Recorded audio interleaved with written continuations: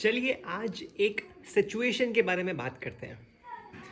मान के चलिए जैसे आप मानिए कि आप अभी कॉलेज में हैं या फिर आप कोई इंस्टीट्यूशन में पढ़ाई कर रहे हैं या फिर कोई कोर्स कर रहे हैं। आपके पापा आपके लिए आपका खर्चा बेयर कर रहे हैं। अब आप बस से जाते हैं और आपको कोई लड़की पसंद आ गई। अब आप उस लड़की के साथ रिलेशनशिप में तो नहीं आना चाहते। ध्यान से सुनिएगा मैं क्या कह रहा हूँ। आप उस लड़की के साथ रिलेशनशिप में तो नहीं आना चाहते, लेकिन कहीं ना कहीं वो आपसे अटैच होती जा रही है बिकॉज बस में वो आपके साथ बैठती है और आप उसके साथ बातें करते हैं और कहीं ना कहीं आप उसके बारे में सोच रहे हैं और थोड़े थॉट्स माइंड में जनरेट हो रहे हैं क्योंकि आप उसके साथ बातें कर रहे हो, बस का आना जाना उसके साथ कर रहे हो, तो कहीं ना कहीं फीलिंग्स जनरेट हो रही हैं। अब आपका क्लास टेस्ट आया। क्लास टेस्ट की प्रिपरेशन के दौरान आपके माइंड में वही फीलिंग्स चल रही थी जो कि आप बस में उसके साथ बातचीत कर रहे थे, जिसकी वजह से आप प्रिपरेशन अच्छे से नहीं कर पाए, तो आपके क्लास टेस्ट में मार्क्स अच्छे नहीं आए। फर्स्ट इंडिकेशन कि आप अपनी रिस्पॉन्सिबिलिटीज़ के साथ खिलवाड़ कर रहे हैं। आपके पापा आपकी पढ़ाई बेयर कर रहे हैं, आपको पढ़ा लिखा रहे हैं, तो आपकी रिस्पॉन्सिबिलिटी बनती है कि आप अच्छे तरीके से पढ़ाई करें, अच्छे मार्क्स लाएं, अच्छी नॉलेज गेन करें, अच्छा प्रैक्टिकल एक्सपीरियंस गेन करें, अपने स्किल्स को इम्प्रूव करें, अपने कम्युनिकेशन को इम्प्रूव करें और कहीं ना कहीं अच्छी जगह प्लेसमेंट होकर अपनी लाइफ में सेटल हो पाएँ। ये आपका स्ट्रेट लाइन है, लेकिन ये स्ट्रेट लाइन अब जिगजैग में कन्वर्ट हो रहा है just because of your decisions, just because of your situation. तो आप बेस्ट क्या कर सकते हैं? जैसे आपको पहला इंडिकेशन मिल गया कि आप अपने रास्ते से भटक रहे हैं, वैसे आप उस लड़की से दूर होना शुरू कर दीजिए। थोड़ा डिस्टेंस मेंटेन कीजिए, थोड़ा और दूर होइए, थोड़ा और दूर होइए और धीरे धीरे उतना डिस्टेंस रखिए जितने में आपके माइंड में उसके लिए फीलिंग्स जनरेट नहीं होती हैं। यानी कि आप इतना ज़्यादा इमोशनली कनेक्ट नहीं हो रहे हैं कि आप अपनी पढ़ाई, अपने मेन रिस्पॉन्सिबिलिटी के साथ खिलवाड़ कर सकें। तो अब आप वापस से पढ़ाई पे आ चुके हैं, आप अपने फुल फोकस के साथ, फुल अटेंशन कंसंट्रेशन के साथ अपनी पढ़ाई कर रहे हैं और साथ ही साथ एज अ फ्रेंड आप उससे कभी कभी बातचीत कर लेते हैं, उसमें कोई इशू नहीं है बिकॉज जस्ट फ्रेंड्स। तो ये एक सिचुएशन हो गई। ऐसी कई सारी सिचुएशन, जैसे आप मान लीजिए कोई बहुत फेमस क्रिकेटर है, बहुत अच्छा क्रिकेट खेलता है, बहुत अच्छी बैटिंग करता है, हमेशा जब भी वो क्रिकेट पिच पे आता है तो करीबन 50 रन तो वो मार ही देता है, नहीं करते हुए 50, 60, 70, 80 रन तो वो मार ही देता है। अब ऐसा क्रिकेटर है, अब इतना अच्छा खेलता है तो जाहिर सी बात है कि एड कंपनीज उसके साथ कांटेक्ट करती हैं और उसके मैनेजर ने कहीं एक पर्टिकुलर ब्रांड की ब्रांड एम्बेसडरशिप उसके नाम पे ले ली। अब वो जो क्रिकेटर है उसको उस ब्रांड का प्रमोशन करने, उसके एडवर्टाइजमेंट्स बनाने, उसके ऐड के शूट्स करने भी जाना पड़ता है। अब क्या हुआ कि क्योंकि वो कंसिस्टेंट था इसलिए उसको ऐड मिली। अब उसको ऐड मिली, उसको पॉपुलैरिटी मिली, पॉपुलैरिटी मिलने की वजह से उसको और एड्स मिलने लगे, जिसकी वजह से उसका ज़्यादातर टाइम जो था वो एडवर्टाइजमेंट की वीडियो शूटिंग में ही निकले जा रहा था, जिसकी वजह से वो अपनी मेहनत पे, अपनी बैटिंग की प्रैक्टिस में फोकस नहीं कर पा रहा था। अब क्या हुआ कि वो कभी 10 रन पे आउट हो रहा है, कभी 5 रन पे आउट हो रहा है, कभी डक पे आउट हो रहा है, कभी 10 रन, 15 रन, 20 रन पे आउट हो रहा है, तो उसका एवरेज बहुत बिगड़ गया। जैसे ही उसका एवरेज बिगड़ने लगा उसने समझ लिया कि मैं अपनी रिस्पॉन्सिबिलिटीज़ के साथ खिलवाड़ कर रहा हूँ, बिकॉज अल्टीमेटली अगर मेरी बैटिंग नहीं चलेगी तो मैं टीम से निकल जाऊँगा, टीम से निकल जाऊँगा तो पॉपुलैरिटी चली जाएगी, पॉपुलैरिटी चली जाएगी तो एड्स चले जाएंगे, तो अल्टीमेटली मेरा जो राशन पानी है, जो मेरा खर्चा है, जो मेरा घर है, वो सब खत्म हो जाएगा, जो सब बंद हो जाएगा। तो मेरी अल्टीमेट रिस्पॉन्सिबिलिटी क्या है ये आप लोग समझते हो। आप ये सारी सिचुएशंस खुद के साथ इमेजिन करो। आपका बॉस आपको पेमेंट कर रहे हैं, आपको सैलरी मिल रही है, आप या तो आपके पापा आपकी पढ़ाई के लिए पैसे खर्च कर रहे हैं, कहीं ना कहीं से आपकी कुछ ना कुछ रिस्पॉन्सिबिलिटी बनती है। अगर आप अपनी रिस्पॉन्सिबिलिटी से हट के कुछ काम करते हैं तो वहाँ उस काम पे कितना आपको फोकस करना है, कितना आपको अटेंशन कंसंट्रेशन देना है, ये आपके ऊपर है।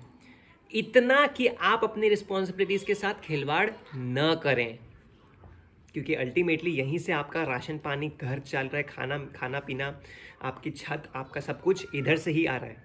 तो इसके साथ खिलवाड़ करना मतलब गलत है।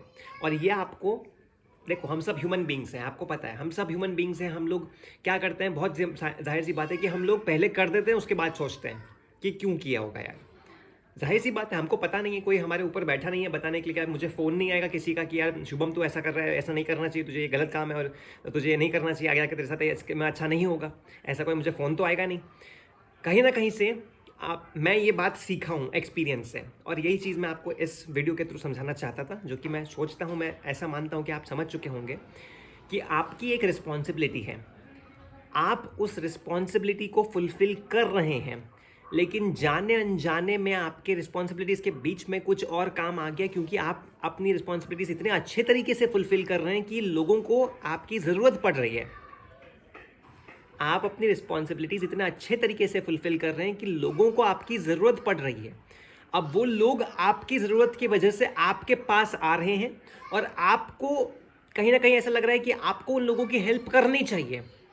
बट आप जब उनकी हेल्प करने जा रहे हो तो आपकी मेन रिस्पॉन्सिबिलिटीज़ हर्ट होने शुरू हो जा रही है, क्योंकि आप उनके लिए कुछ ज़्यादा ही डाइवर्ट होते चले जा रहे हो। जितना ज़्यादा कंसिस्टेंट आप अपनी रिस्पॉन्सिबिलिटीज़ के टुवर्ड्स थे, उससे भी ज़्यादा कंसिस्टेंट आप उस तरफ बनने की कोशिश कर रहे हो, बिकॉज आप खुद को जानते हो कि आप खुद कितने अच्छे हो। बिकॉज आप खुद इतने अच्छे हो कि आप हर एक चीज़ को मैनेज करने की पूरी कोशिश कर रहे हो।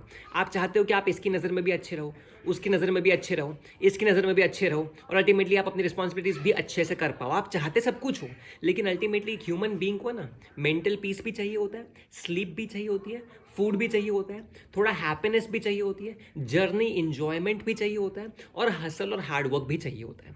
ये सारे एलिमेंट्स को मिलाकर एक ह्यूमन बीइंग इफेक्टिव, एक कंसिस्टेंट और एक डिसिप्लिन ह्यूमन बीइंग बनता है। तो आप अगर सब कुछ करोगे ना, तो वो पॉसिबल नहीं है। आप करो, लेकिन हर एक चीज़ उतनी करो जितनी लिमिट में रहे। मैंने एक फ्रेंड को आज यही बात समझाई कि आप एक न्यूट्रल ग्राउंड मेंटेन करो। जैसी आपको हिंट मिल रही है, आपको पहला हिंट मिल गया कि भाई मैं गलत कर रहा हूँ, या फिर जो मैं कर रहा हूँ उसकी वजह से मेरे साथ जो मैं जो करना चाहिए था उसके साथ कहीं ना कहीं दिक्कत हो रही है, कुछ गलत हो रहा है, तो मैं उस काम को कम कर दूंगा और इस काम को बढ़ा दूंगा अपने आप, तो सब कुछ सही होने लगेगा। सब कुछ सही हो, अगर मैं इंडिकेशन पकड़ लेता हूँ, बहुत ध्यान से सुनिए, अगर मैं इंडिकेशन पकड़ लेता हूँ कि मैंने यहाँ पे गलती करी और अब मुझे गलती नहीं करनी चाहिए, मैं वो लड़की के साथ ज़्यादा क्लोज हो रहा हूँ, इससे मेरी फीलिंग्स हर्ट हो रही है, या फिर मैं उसके बारे में ज़्यादा फीलिंग्स जनरेट कर रहा हूँ, या मैं उसके साथ ज़्यादा टाइम स्पेंड कर रहा हूँ जिसकी वजह से मेरे माइंड में फीलिंग्स जनरेट हो रही है, जिसकी वजह से मैं अपनी पढ़ाई पे फोकस नहीं कर पा रहा हूँ। इंडिकेशन, जैसे आपको वो इंडिकेशन मिलता है ना, तभी शिफ्ट कर जाओ और धीरे धीरे सब कुछ नॉर्मल होने लगेगा। बहुत सही, जाहिर सी बात है। लेकिन अगर आप इंडिकेशन से आप उस सिग्नल को नहीं पकड़ने की कोशिश कर रहे हो, पकड़ तो रहे हो लेकिन आप मानना नहीं चाहते हो उसको, तो उससे क्या होगा कि आपकी मेन रिस्पॉन्सिबिलिटीज़ हर्ट होंगी, जिसकी वजह से आपका फ्यूचर हर्ट होने की पूरी चांसेस हैं। तो कोशिश कीजिए। आशा करता हूँ कि आपको इस स्टोरी का, इस पर्टिकुलर वीडियो का मॉरल बहुत अच्छे से क्लियर हो चुका होगा। ये सिचुएशंस बहुत लोगों के साथ होती है, इसलिए एक बेसिक वीडियो मैं बनाना चाहता था जिससे आपको ये रिस्पॉन्सिबिलिटीज़ के बारे में जो एक नॉलेज है वो बहुत अच्छे से शेयर हो पाए, और आप बहुत अच्छी वैल्यूज़ इंस्टिल कर पाओ अपने अंदर इस पर्टिकुलर टॉपिक को रिगार्डिंग। तो आशा करता हूँ कि आपको वीडियो बहुत पसंद आया होगा। अगर आपको वीडियो अच्छा लगा तो प्लीज़ इस वीडियो को लाइक ज़रूर कीजिएगा, अपने फ्रेंड के साथ इसको ज़रूर शेयर कीजिएगा।